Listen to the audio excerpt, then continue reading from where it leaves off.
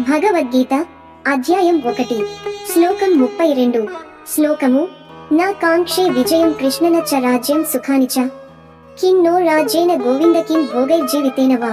వీడు పాండవుల వీరుడు, వీడు ధర్మరథసారథితో ఉన్నాడు. కాని ఇప్పుడు విజయానికి, సింహాసనానికి, భోగాలకు మక్కువ లేకుండా అతని హృదయం కలతతో కదిలిపోతోంది.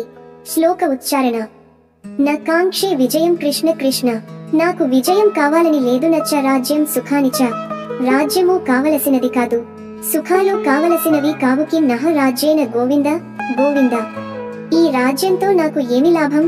కిం భోగై జీవితేన వా, భోగాలతో జీవితం కొనసాగడమే ఎందుకు. అర్థం కృష్ణ, నాకు ఇప్పుడు విజయం మీద ఆశ లేదు, రాజ్యం కావాలని లేదు, సుఖాల మీద ఎటువంటి ఆసక్తి లేదు. ఈ రాజ్యాన్ని పొందడంలో ప్రయోజనం ఏమిటి? ఈ భోగాలను ఆస్వాదిస్తూ జీవించడంలో అర్థం ఏమిటి? భావ వివరణ ఈ శ్లోకంలో అర్జునుని మనోవ్యాకులత, ఆత్మవిమర్శ స్పష్టంగా కనబడుతున్నాయి.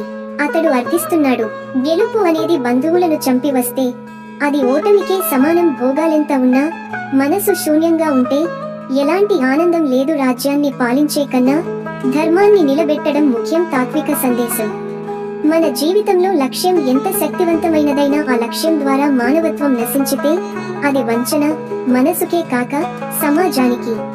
అర్జునుడి వాక్యాలు మనకు మేలే చెబుతున్నాయి. విజయం కన్నా ధర్మం గొప్పది, భోగం కన్నా భవనము అవసరం. బలహీనతను అంగీకరించడం కూడా ఓ ధైర్యం. ప్రేక్షకుల కోసం, మీరు సాధించిన విజయాల వెనుక ధర్మముందా? మన ఆశయాల కోసం మన బంధాలను త్యజించాం కాబోలు, నిజంగా వాటి విలువ ఎంత?